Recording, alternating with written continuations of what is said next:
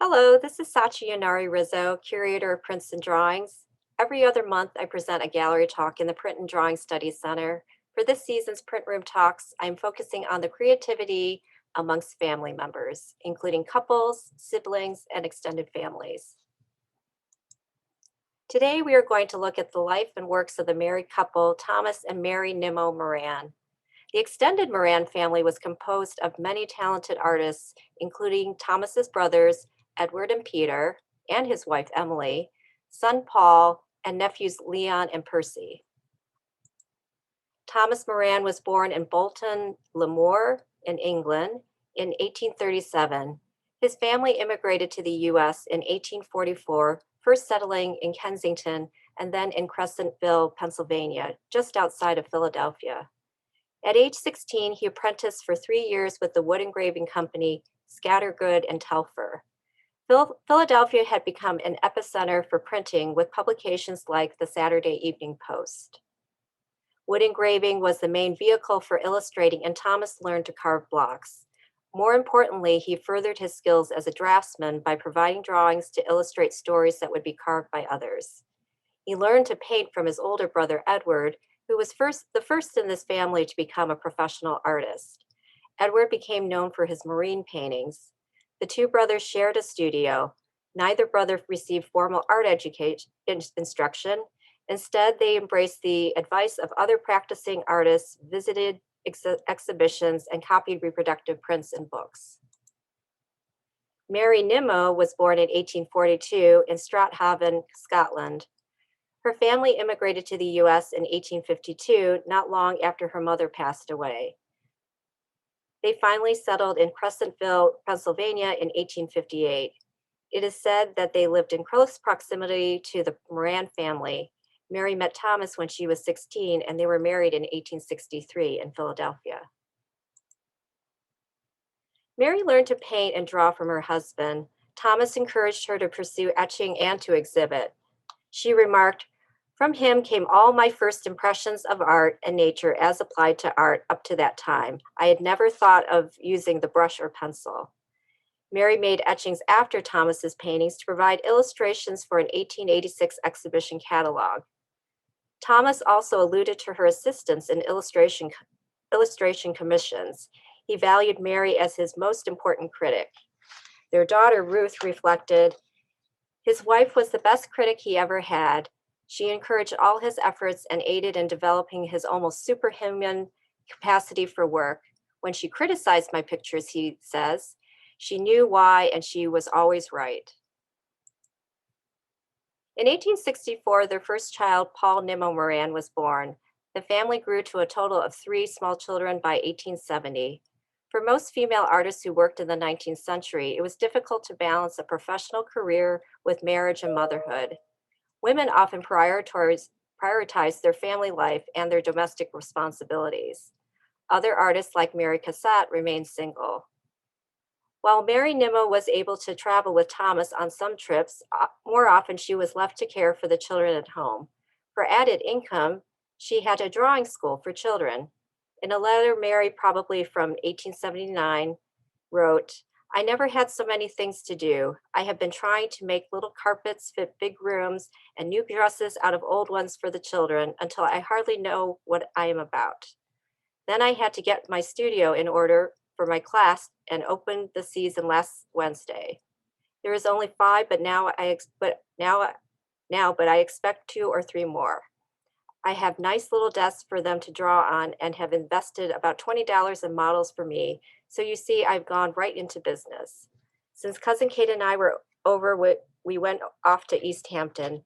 And then when she went home, I went to Easton with her to make another etching. And now you can easily understand why you've not seen me." Thomas's trips to England in 1862 and 1866, which was accompanied by Mary and Paul, were pivotal in his development when he discovered the dramatic landscape paintings of Joseph Mallard William Turner at the National Gallery in London. He surely admired Turner's powerful use of color and emotional response to nature. Thomas spent time studying and copying his works. He and Mary visited Conway Castle in Wales during the summer of 1882. The Morans owned one of Turner's paintings of it. Thomas made an oil after this piece, and both he and Mary made etchings of the subject.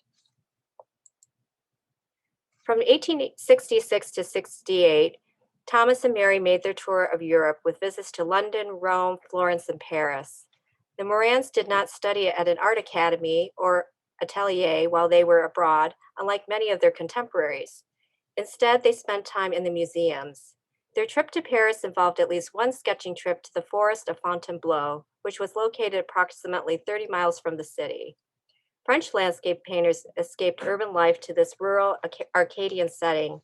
Known today as the Barbizon School, they included artists Charles Daubigny, Jean-Baptiste, Camille Corot, as seen in this etching from 1869. Back in Paris, the Morans visited the studio Corot. For Mary, the visits to Fontainebleau and Corot influenced her working process. In the late 1870s and 1880s, she worked outdoors directly from nature. Like the Barbizon School artists, she was drawn to the changes in light, weather, and atmosphere. Thomas is famous for his vast panoramic paintings of the West, dating from the 1870s to the turn of the century. In 1871, Thomas accompanied F.V. Hayden's Geological Survey of Yellowstone as a guest artist. It was the first federally funded expedition to Yellowstone. Thomas sketched in watercolor, and William H. Jackson took photographs. The paintings of Yellowstone brought back vivid images of the West's rugged landscape and confirmed the rumors of such geological wonders back to the public in the East. The photos by Jackson and Thomas's watercolors helped persuade Congress to pass legislation protecting the area and designating Yellowstone as the first national park in 1872. Thomas received a substantial commission by Congress and executed two paintings of the West, including the Grand Canyon of the Colorado and the Chasm of the Yellowstone, each yielding a $10,000 payment for each. It hung in the Capitol for over 75 years. The painter tried to capture the experience of seeing the grandeur rather than copying each geological feature. Epic in size, the Grand Canyon of Yellowstone here measures 84 by 144 inches. In addition, he included two small figures also admiring the spectacular view. They provided a sense of scale and demonstrate our relationship with nature. The sloping walls of the canyon create strong diagonal lines in the composition that alternately step back from each side, leading the viewer's eyes to the falls and the rising spray. In 1872, Thomas visited Yosemite in 1873, the Grand Canyon and Colorado River. Letters home revealed the artist's patriotism and pride, advocating the use of American countryside over the European. He wrote, "On a recent visit to the Grand Canyon of Arizona, I was more than ever convinced that the future of American art lies in being true to our own country, in the interpretation of that beautiful and glorious scenery with which nature has so lavishly endowed our land." In 1884, the Morans built a home and studio in East Hampton, Long Island, where they would spend 6 months out of the year. Railway service had expanded, and Long Island had become a popular area for city dwellers seeking a refuge. They chose East Hampton over Niagara Falls and the Hudson River Valley that had both become busy tourist destinations. Thomas was the architect slash contractor. The property sat amongst potato farms, salt ponds, and windmills. It became a gathering place for the Tile Club, a group of artists and writers. Although the basis of Thomas's success was his painting of Western and Southwestern subjects, he etched relatively few plates on the theme. All the works by Moran in the Fort Wayne Museum of Art's permanent collection are from the Eastern Seaboard. The outside of the house is said to have had rows of hollyhocks, chrysanthemums, and other flowers tended by Mary. East Hampton, with its quiet fishing villages, meadows, ponds, and marshes, attracted artists and became known as the New Barbizon, named for the Barbizon School of Artists in France. The area became sources of inspiration for both husband and wife. Locations such as 3 Mile Harbor, Goose Pond, and Hook Pond were immortalized in their works. A Glimpse of the Sea, a Magazette, was a major acquisition for the Fort Wayne Museum of Art in the 1990s. Thomas's work on Long Island, in comparison to his Western paintings, are much more intimate in scale. However, Thomas's composition devices are familiar. He continues to use rolling hills and meandering paths that guide us back to where the trees open up to water. We see the white sails of boats barely visible on the horizon. Feathery brushstrokes render grass and plants, adding a lushness to the scene. A woman walks in the middle ground. Amagansett is a fishing village in Suffolk County near South Shore of East Long Island. While Thomas enjoyed drawing and sketching outdoors, he spent time in his studio finishing his oil paintings. At that time, Thomas was under contract with Chicago art dealers Moulton and Ricketts. The painting bears an inscription on the back reading, "Painted for J.G. Moulton, T. Moran, 1904." Our painting was accompanied by a letter from the artist written at the suggestion of Moulton. In it, he describes his thoughts on the painting. The letter was dated May 6, 1908, from New York City, and addressed to a Mr. W.K. Noble, whose wife was one of the original board members of the Fort Wayne Museum of Art. It is likely that this painting was in Chicago and then came to Fort Wayne. We acquired the painting from Mr. Noble's grandson. It reads, "My dear sir, Messrs. Moulton and Ricketts have suggested that a few words in regard to the painting of A Glimpse Through the Woods, East Hampton, would be pleasing to you. And while I may not sing my praises, yet I may be allowed to say that I think the picture is one of my very best, and trust that it may continue to wear as well with you as when you acquired it. East Hampton is my summer home and studio, and your picture is entirely characteristic of the neighborhood. Yours very truly, T. Moran." Moran's connection with printmaking was typical. He turned to wood engravings and chromolithography to translate his drawings and watercolors for reproduction in journals and for collectible prints. His earliest forays in lithography was from 1860 to 69. Thomas made his first etching in 1856, but didn't return to the medium until 1878, the year he purchased a press. He created more than 80 etchings over his lifetime, and these are his best-known works in print form. He focused on etching from 1878 to 1891. His interest peaked as interest increased across the country to create original works of art in etching rather than for reproductive purposes. Rainbow is an etching in our collection that complements our painting, as this is also a view from Long Island. The location, 3 Mile Harbor, is handwritten and printed in reverse at the bottom amongst the grasses. His TM monogram is in the lower left corner. We continue to see Thomas use the human figure as a secondary form within the landscape. A significant proportion of the composition is devoted to the sky. Thomas used lightly etched hatching and cross-hatching to describe the cloud formations. Although not in color, we can sense the arc of the rainbow in the left third of the sky. He did not wipe his copper plate cleanly and left a film on it. This created a faint overall tone to the print, which is apparent in contrast with the off-white color of the paper and the borders. Sunrise is also a view of East Hampton. It remains panoramic like Thomas's paintings, but on a small scale. The plate measures 4.5 by 7.1/8 inches and is printed on a thin paper. With this rekindled interest in etching amongst artists and collectors, Thomas enjoyed experimentation while working on his landscape etchings. He explored different techniques, tools, and papers. In many prints, including this one, Thomas used sandpaper to get a grainy look for sand and soil. To accomplish this, a piece of sandpaper is placed face down on a grounded etched plate. The artist then rubs a burnisher back over the back of the sandpaper, pressing the abrasive surface into the ground. When the plate is immersed in acid, bitten, and then inked, these small pits are reminiscent of stippling in ink drawing. This is likely the small pinprick dots that we see along the bottom of the print.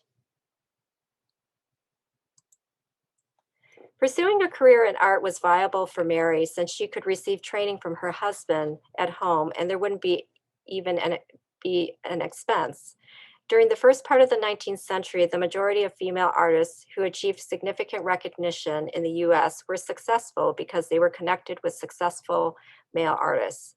It was through a father or an uncle or brother that gave these women access to training. However, for other women who were not this fortunate, opportunities for art education remained limited. Mary occasionally traveled with Thomas. In 1874, she painted a watercolor of Bridal Veil in Yosemite, which is now in the collection of the Jefferson Memorial in St. Louis. In summer of 1879, Thomas joined the U.S. Geological Survey in the West again, and left Mary with 6 prepared copper plates. She made some sketches from memory of a trip to Florida. The print was included in the Boston Museum of Fine Arts exhibition of the work of the women etchers of America. Subsequently, Mary worked directly from nature. She made her first etching trip to Easton, Pennsylvania in 1879, all with the children along. Thomas returned from the expedition and encouraged Mary to send 4 of the etchings to the New York Etching Club. A year later, in 1880, Mary became the first member of the New York Etching Club. Thomas was a founding member. In 1881, Thomas and Mary were invited to become members of the newly established Royal Society of Painters and Etchers in London. Mary was the first female fellow there as well. In 1887, the first large-scale exhibition of women artists at the Museum of Fine Arts, Boston, with 388 etchings by 23 artists. 54 etchings of Mary's were on display. The following year, in 1888, a more expansive exhibition entitled The Work of Women Etchers of America was held at the Union League Club in New York. On view were 509 works by 35 women artists. Mary submitted 54 landscape etchings. Her etching, Twilight, East Hampton, was selected as the frontispiece for the catalog. Also included were prints by Mary Cassatt and Emily K. Moran, Brother Peter Moran's wife. In 1893, she received a medal and diploma for her prints at the World's Columbian Exposition. She exhibited frequently with the American Society of Painter Etchers, as well as the National Academy of Design and Pennsylvania Academy of Fine Art. During her lifetime, Mary created 62 different plates. While she created etchings during her travels, most of Mary's work consisted of scenes around East Hampton. Our impression of Gardiner's Bay, Long Island, seen from Fresh Pond, is printed on silk and is probably one of the most stunning prints in the museum's collection. The silk glistens and is warm in color. The ink is rich, nearly standing in relief on the surface of the silk, which was a perfect support for printing. Mary switched out supports and ink colors, satisfying her desire for experimentation, and provided subtle aesthetic variations between impressions. Printing on different supports lent a unique, one-of-a-kind sort of cachet to her prints. She could then adjust her prices accordingly. Mary's print focuses on the peaceful pastoral scene. It is devoid of people but retains vestiges of a human presence with dilapidated wood bridge and sailboats in the distant Gardiner's Bay. She demonstrates a delicate handling in the billowing clouds in the sky. In the print, Mary's signature in pencil and in the plate replaces her first name with an initial, M. Nimmo Moran, and even the more abbreviated M.N. Moran. It wasn't unusual for women to omit their first name to avoid gender bias and critical stylistic differentiation based on sex. Using initials allowed people to conclude that the works were created by a man. While a member of the Royal Society of Painter Etchers, Mary's correspondence was addressed to a Mr. M. Moran. An example of the gender expectations of the time is an excerpt from an 1893 review of the New York Etching Club show of women's work. Quote, "It scarce seems a ladylike work that begins in a scratching and ends in a biting," end quote. When critics knew Mary's identity, they would often comment on how masculine her works were. A posthumous comment of 1901 wrote, "Her plates, as has frequently been said, would never reveal her sex. Her work was direct, emphatic, and bold to the point even that would not be attempted by male workers in the same line of art. And her wise avoidance of affectation and incongruities resulted in the production of plates that had about them no suggestion of a woman's hand." Mary clearly created nearly all of her prints on plein air, working on her copper plates directly from nature. On the other hand, Thomas sketched and made watercolors in the field. He created his prints from sketches. Klackner's Gallery in New York gave the Morans a jewel exhibition of etchings in 1889. It was reviewed for the critic reading, "Though husband and wife each, as not well known to amateurs, sees and interprets nature in a different way. Mr. Moran likes complicated and difficult subjects, composes in the Turneresque manner, and is a master of a technique equaled for range and subtlety by few living etchers. Mrs. Moran's work is bolder, broader, and more often displays sympathy with the ordinary aspects of nature." Mary died of typhoid fever in 1899 after caring for her daughter who was sick with the same illness. After her death, Thomas moved to Santa Barbara, California, and passed away in 1926. His body was returned to East Hampton and was interred in a cemetery close to Mary.